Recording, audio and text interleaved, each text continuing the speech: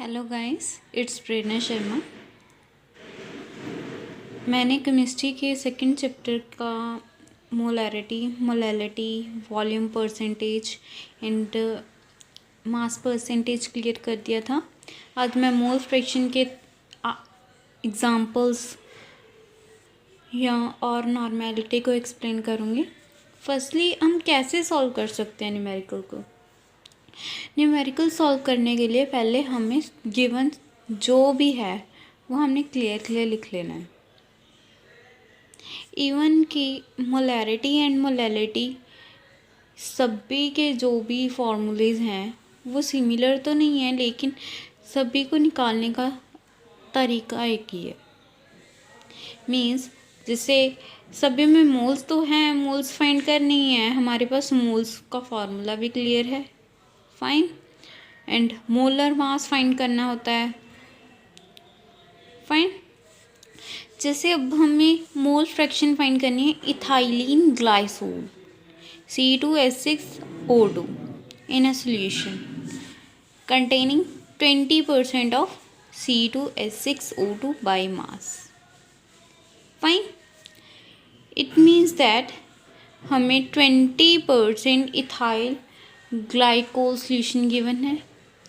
इसका मीन्स क्या हुआ, 20 ग्राम इथाइलिन ग्लाइसोल प्रेजेंट हुआ 100 ग्राम ऑफ सोल्यूशन में, फाइन। या हम ये कह सकते हैं 20 gram of ethyl glycol is present in 80 gram of water because 80 + 20 is equal to 100, fine. So firstly we have to find a molar mass of ethylene glycol. Then अब C का atomic mass क्या होता है 12, H का 1, O का 16, 2 × 12 + 6 × 1, 2 × 16 is equal to 62 gram per मोल आ गया। Then मोल find करेंगे, पहले हम इथाइलिन ग्लाइसोल के और फिर हम वाटर के, क्योंकि we contain 100 gram of solution as per we know that we have 20 gram of ethylene glycol. It means that ethylene glycol जो है वो वाटर में डिजॉल्व्ड है, मीन्स 80 ग्राम ऑफ वाटर है, उसमें 20 gram of ethylene glycol present है, that's fine. Then अब moles find करेंगे। मोल्स फाइंड करने के लिए पहले क्या करते हैं, mass over molar mass of ethylene glycol over molar mass of ethylene glycol, clear.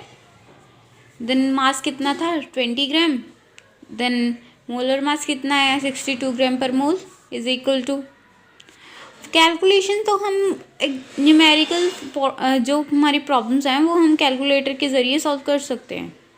हमें कैलकुलेटर तो केमिस्ट्री एंड फिजिक्स में गिवन ही होता है।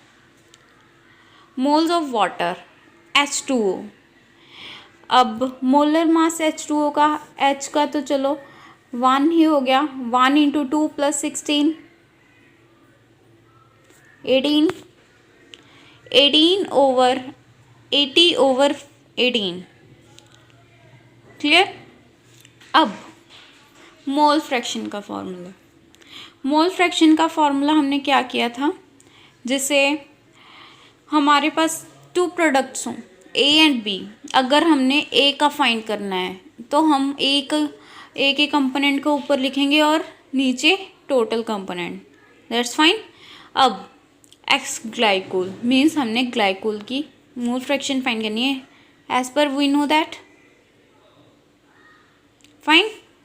X glycol is equal to moles of the C2H6O2 over moles of C2H6O2 plus moles of H2O, means moles of ethylene glycol over moles of ethylene glycol plus moles of water, that's fine. अब जो हमारे पास values आई हैं वो हम fill कर दें, calculations कर लेंगे, हमारे पास आंसर आ जाएगा। That's clear. अगर हमारे पास एक्स ए की वैल्यू आ जाए तो हम एक्स बी की भी फाइंड कर सकते हैं, because we know X A is equal to 1 minus X B and X B is equal to 1 minus X A. That's fine. अब normality. Normality of a solution is the number of gram equivalent of the solute dissolved per liter of solution. Means जितने number of gram equivalent solvent जो होगा वो dissolved होगा per liter of solution.